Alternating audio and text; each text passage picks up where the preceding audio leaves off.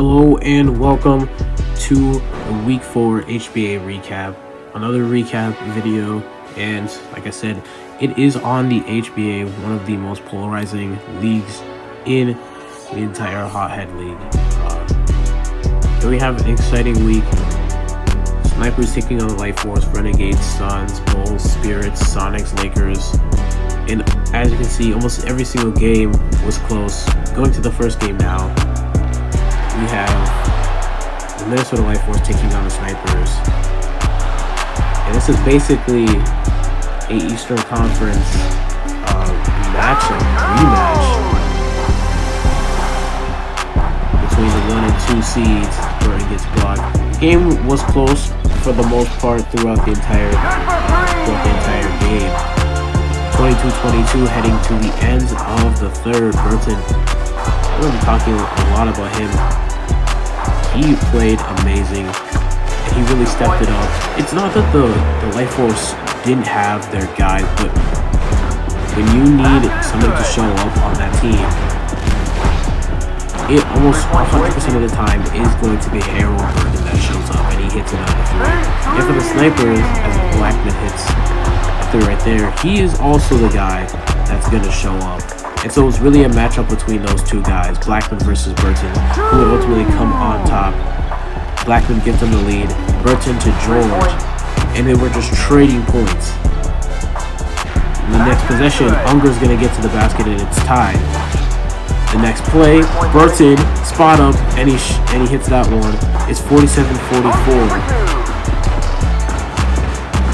A couple misses later, Blackman ties it up.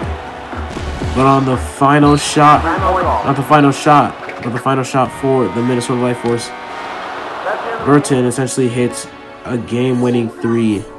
And Burton has showed up very much for the Minnesota Light Force. 20 points for him. And checking out the stats, as you can see, it was a really good shooting night for the Light Force from three. But for all points, the Snipers were a little bit better. But Burton, as you can see, 20 points, 6 for 11. Efficiency was a little rough, but he went off. And of course, you can't ignore Blackman, who is most likely MVP as of right now, as well as Iverson having 15 assists. Blackman went absolutely off. Second game, Renegades taking on the Suns. And this was a very exciting game. We had Nash, Bell up in this, Pippen as well, taking on a red-hot Renegades team. As Bell hits that three. And this is a matchup for first, basically. Harden would end up making that three. Nash, and he hits a buzzer beater three, but in that quarter, Nash will ultimately end up getting hurt. You can see the reaction. Moving on to the second quarter now. Close game once again. Down for three, and it's 28-24. We got to Drew. And you would think that the game would be close throughout, but you're going to come to find out that this really got out of hand for the Renegades. Pippen to Bell for the third. 40-32, the lead is growing, and it's because the Suns are ultimately piecing everything together slow and methodically, but coming around to play great defense, shutting Harden down. Pippen for three. That makes it a whole 13-point lead for them. And as you can see, the defense showing up. Pippen with the steal. They're going to go to Bell again, and Bell also was shooting amazingly in that game. Nash got injured. The overall Suns team completely showed up on both sides of the ball. They were able to not only dominate this game, but take first in the Western Conference. Checking out the stats now. The Suns were just overall better at shooting. And you can see what the defensive pressure did to the Kansas City Renegades overall shooting. Checking out the individual stats. Nash Started off hot, but got injured, and he only went 1 for 4 and 5 points. But you can always count on Bell and Drew as well, showing up big time. You can't skip out on Pippen as well. Robinson, he's been pretty consistent when the team doesn't show up, and even just when the team shows up, always taking that next step. But Harden, a little inconsistent in that game.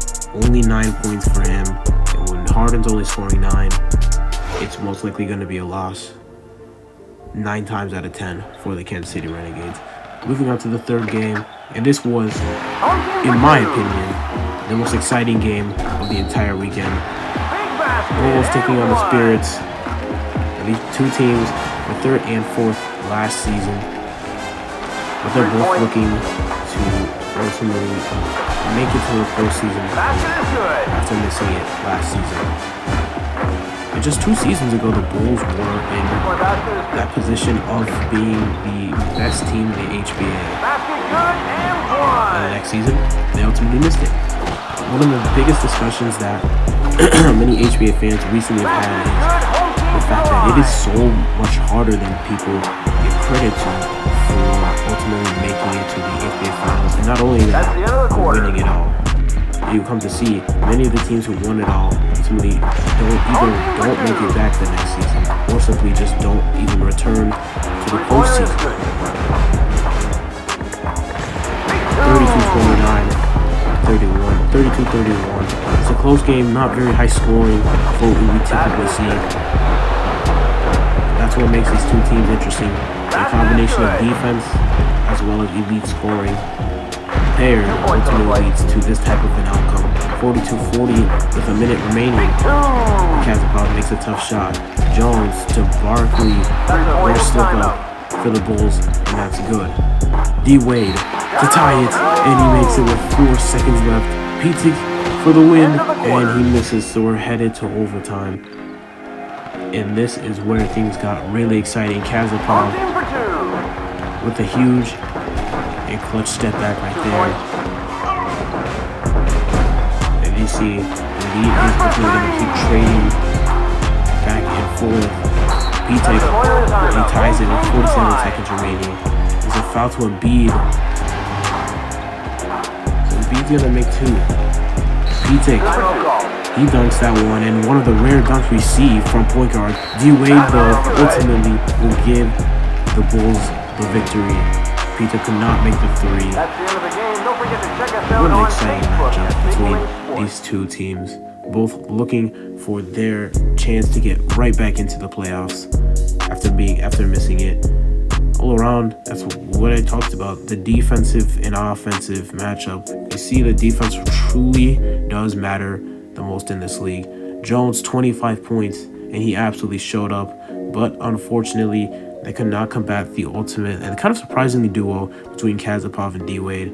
And as Samson's going to talk about, when you have D-Wade and Kazapov showing up and MJ's only scoring 7, and you're still able to find a win out of that, you know that the Bulls defense and the Bulls team is ultimately a team to be reckoned with. They are really, really solid. Moving on to the final game, is the Lakers versus the Supersonics. Two teams that definitely are not likely how the season is starting out. Sonics, of course, even being in the HBA finals this season, going back to the discussion that we had before, it is very hard to maintain that momentum that you have from season to season. There are a few teams that are able to do it. One of those teams being Light Force. And in the early seasons as well, the Lakers, as we see an incredible half-court shot from Magic.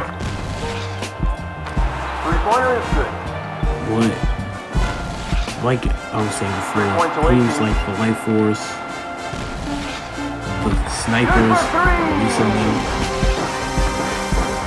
Within the West, really the Lakers have been that team. There's been so much continuity, but they're the one consistent team. But even them, these last couple seasons have unfortunately struggled to make the postseason.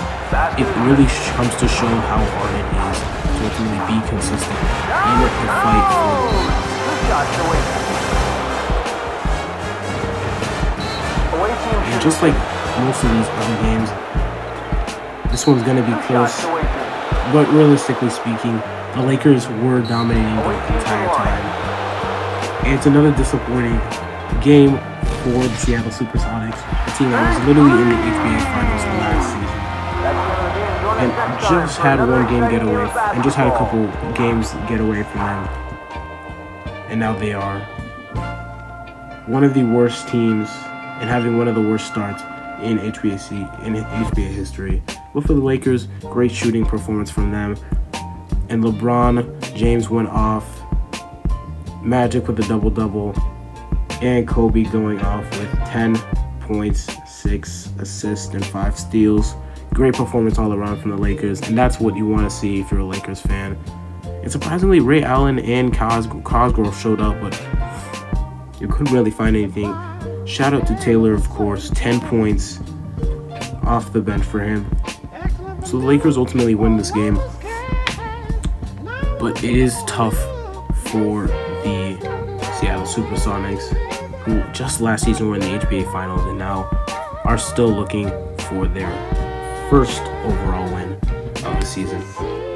That is all for the gameplay wise. Now heading to the overall news, checking out the standings, and like was mentioned before, the Suns have taken first, and now it's a hunt for that second playoff spot, but the season is very young.